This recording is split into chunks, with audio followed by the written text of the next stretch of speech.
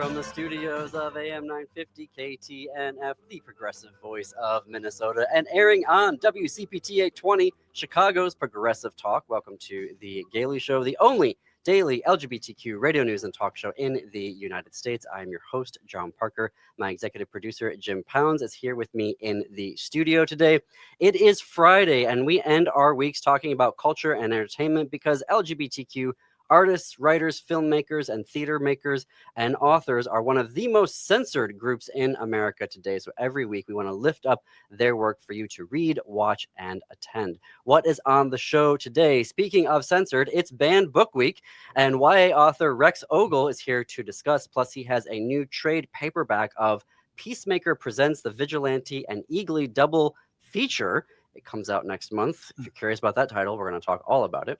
But up first, Hugh Neaney and Neil Treadwell's 2020 book, Loving, A Photographic History of Men in Love, 1850s to 1950s, stunned the world with its hundreds of photos of romantic love between men taken globally over that 100-year period of the 1850s through the 1950s. They are now back with a follow-up, the aptly titled Loving 2, More Photographic History of Men in Love 1850s to 1950s, which features over 300 more photographs. It comes out on October 14th. Hugh Neaney and Neil Treadwell are the custodians of the world's only known archive of romantic historical photographs of men in love. They were married in 1992. Neil works in the cosmetics industry, and Hugh is a former ballet dancer who founded the Denton Ballet Academy. He's also served on the faculty at the Joffrey Ballet. Hugh and Neil, welcome to the Gailey Show. Oh, thank you for having us. So I was so fascinated with the details of your archive, and when I received the ARC, the advanced copy, which I'm holding up here for our YouTube watchers, I dove into it immediately after I opened it. What I wasn't prepared for was how emotional the experience was going to be. I mean, I started tearing up at around page 20. Your collection is over 4,000 photos, so I'm curious about the emotional impact for both of you. What has that been since you found your first photo now to having 4,002 books? Well, the emotional impact for us came over a 25-year period. When we published our first book, it had been 20. So we found our first photograph in the year 2000. And so we didn't get that wallop of discovering 300 photos all at once, not knowing anything about them beforehand. So for us, it was little emotional moments along a very long period of time. So the book Loving 2 has over 300 photos. How do you narrow it down? Like, walk me through your process of choosing the photos that you did, I guess for Loving, but now also for Loving 2. Well, for Loving 1, when we launched that book, or when we were getting ready to launch it, we had probably about 2,000 photographs. And so to really cull it down, we decided we went through all the photographs to pick out the very best, which were about down to 800. And then we slowly chipped away and we started grouping them in categories that we thought might make sense for someone who's flipping through a book. So that was the first one. And then we did have a creative team who did some last minute choices to help us cull down. I know. And then we rechose them. Then we rechose some that we wanted. Yeah. For the second book, it was pretty much the same, because we had to go through and decide, are there new categories to look in that could, make the book a little different, or that something that was a category that we had collected different photos of. So it was still the culling down and going back and forth and saying, does this one go in and out, and moving them in and off of the table that we were, collecting.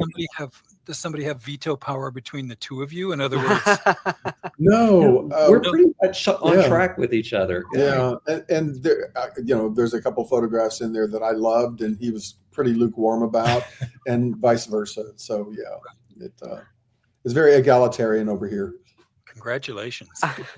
I feel like as a culture, sort of writ large, we're so programmed to discount and erase queer relationships from the past. I mean, I've talked to dozens of authors and historians and journalists on this show about they're studying history, and it seems to always be an uphill battle to get people to accept the very copious and obvious truths that, hey, no, this is actually queer. These are queer couples. This person was LGBTQ.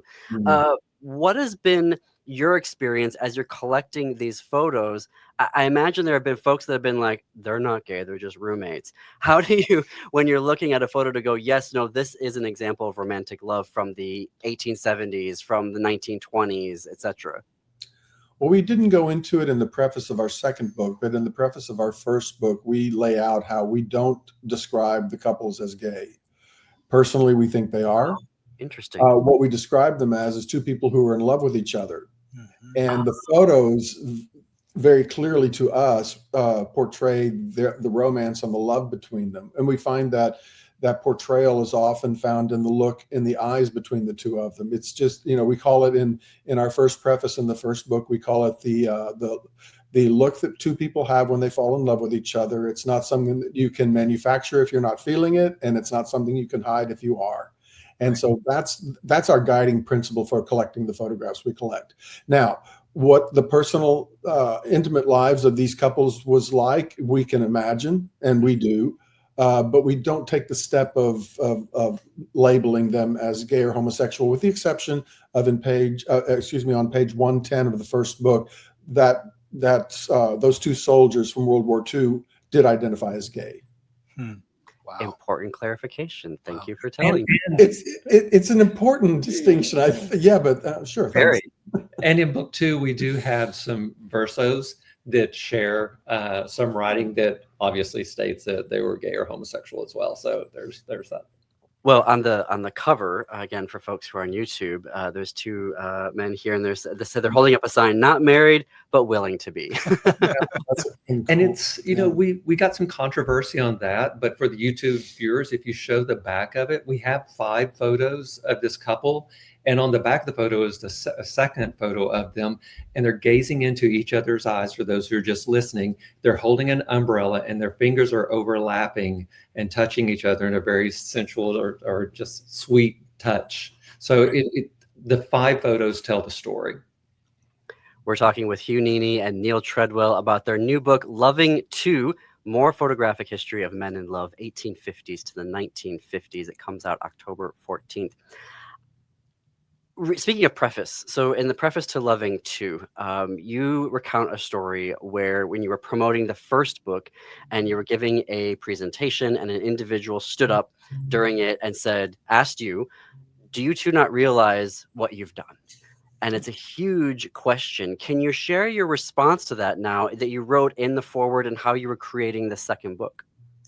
Well, it was a little bit of an embarrassing moment because, as we described in the preface, we kind of it was one of the first public interviews that we had done because of COVID. A lot of things didn't happen, and we kind of went with this lighthearted delivery, and I don't think it went over well. It wasn't. We weren't callous in any way, but it just wasn't. We didn't realize that there was a very serious, somber and deep felt reaction happening out there, because we didn't have. It was COVID. Nobody, we didn't have we didn't have knowledge of a lot of things. So when this man asked us this question, he said, "Do you not realize what you guys have done or are doing," or something like that? I don't remember the exact wording, but it was kind of the first moment, the first wake-up call that we had, that a reaction was taking place to the book and the photos, obviously, that we were unaware of, because, again, like we talked about at the beginning of this interview, Neil and I discovered these photographs one at a time over a very long period of time, now 25 years. So we have learned and come to understand better, and I don't know if we'll ever completely understand it because it's not our personal experience, but people have related to us that this is it's a powerful moment in their lives to encounter this book and this collection, and that it means a variety of different things to people. And when we published the book, that was a very we didn't ever expect to be publishing a book, and we didn't have any clue what to expect. We had very low, modest expectations. So that this is, this book has turned out to be as powerful as it has is, a pleasant surprise to us. I can't imagine that you expected you'd end up with an exhibit at Le Musée d'Art d'Histoire, the Museum of Art and History in Geneva, Switzerland. We were at the Rath Museum, unfortunately, not the Histoire. Oh, wait. No, I thought I saw that when I was reading in their exhibit. Yeah, they're right across the street from us. But no.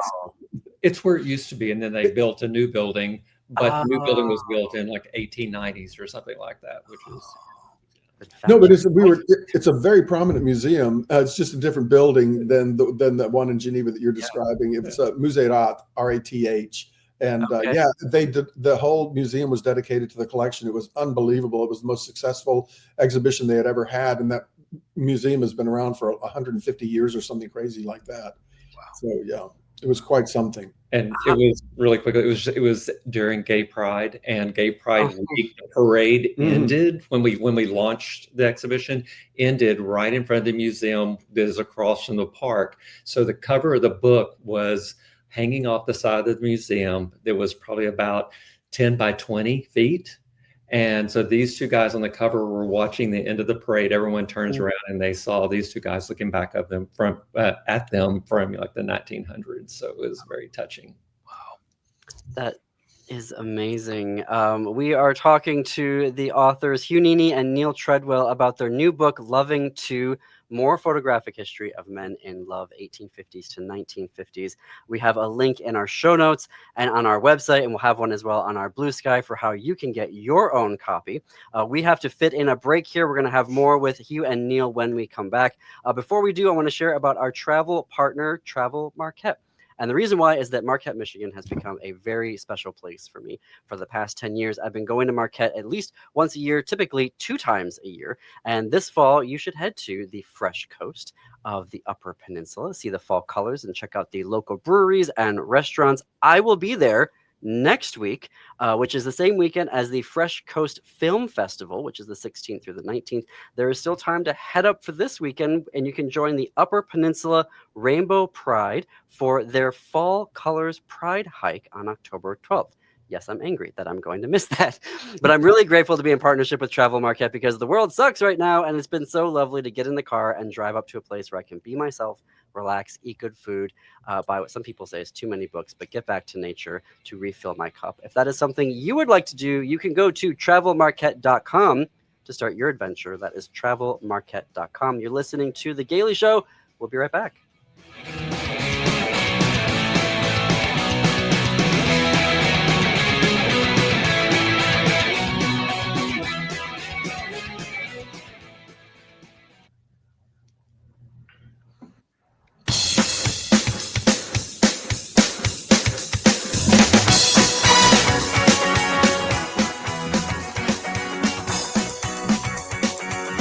Welcome back to The Gailey Show. I am John Parker. We are coming up on the bottom of the hour. Jim Pounds, my executive producer, is here in the studio with me. And at a time when living and loving as a queer person has become more dangerous than it used to be in America, there is a new book that will provide you solace. It is called Loving to More Photographic Men, History of Men in Love, 1850s to 1950s, which features over 300 photographs of men in love from across the globe, taken over the 100-year period between the 1850s and the 1950s. The authors and curators of this book, Hugh Nini and Neil Treadwell, are with us here. Hugh and Neil, how do you find these photos? Like, are you just going to every antique store that you come across? Like, is it eBay? Like, tell me, what is that process of finding these? Well, in the beginning, it was going to antique stores because we weren't on the internet yet. That was 25 years ago. And over the years, it's changed. We have gone to photo exhibitions where we've met people or to just photo gatherings here in New York, and then we have met dealers around the world with our travels that we've gone in Europe, that we get first right of refusal, which is nice. We go to Europe because our closest friends are in either Paris or Budapest, and so that put us in contact with a lot of photo vendors that we discovered little by little over time. Sorry. But it's still fun to go to flea markets and dig because you can find some really good finds. Of course, other people are looking since our first book went out for the same photos because everyone wants one. So it's changed the buying field a little bit, but sorry about that. Do folks send you photos now? Yeah, that's what I was going to ask. Yeah.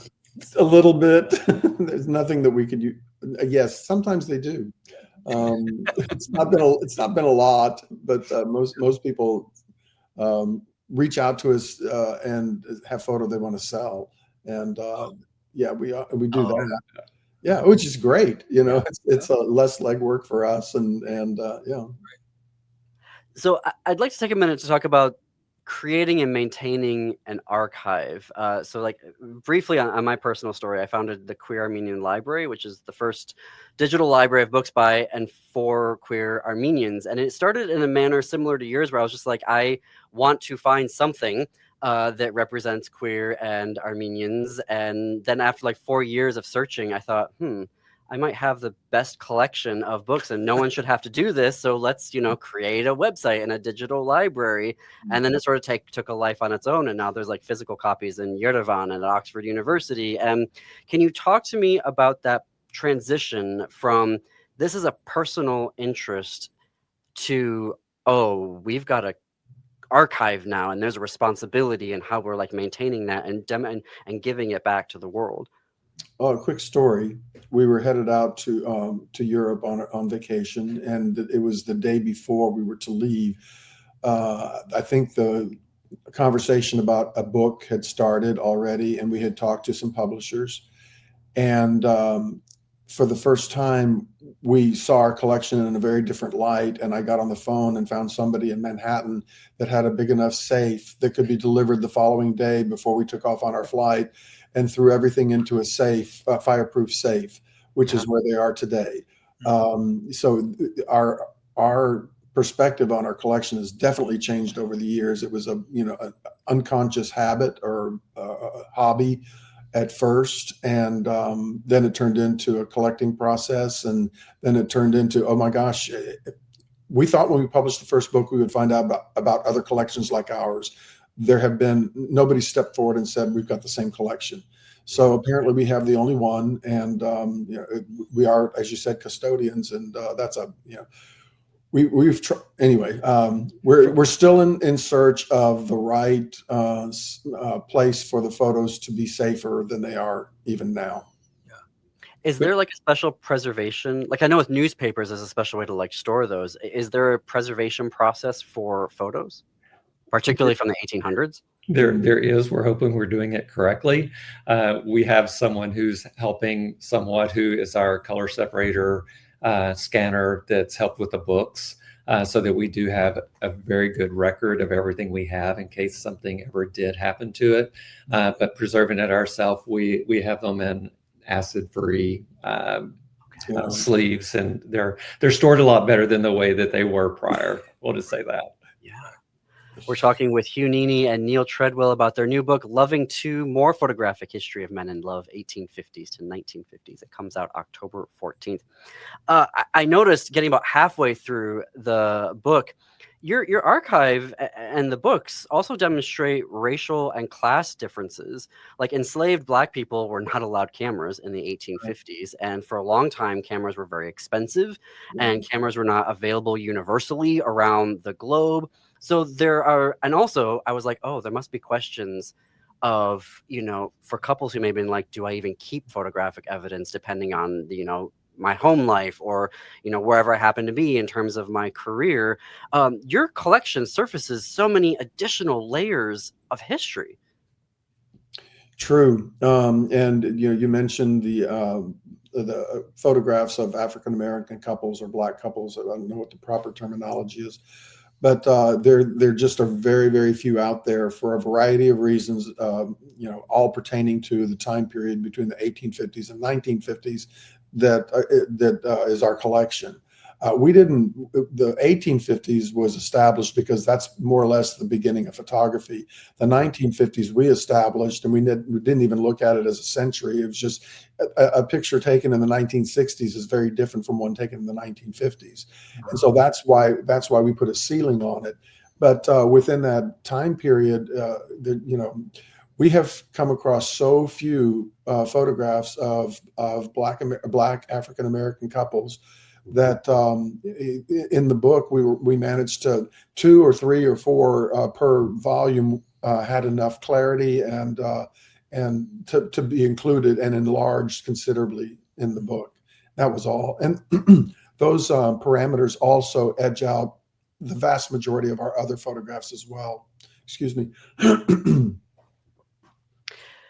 Well, the book is Loving Two, More Photographic History of Men in Love, 1850s to 1950s. It comes out October 15th. I cannot recommend it enough. Please go out and get your own copy. We've included links on our show notes and on our websites for you to get your own copy. You can head to loving1000.org. That's 1000 numbers, not spelled out.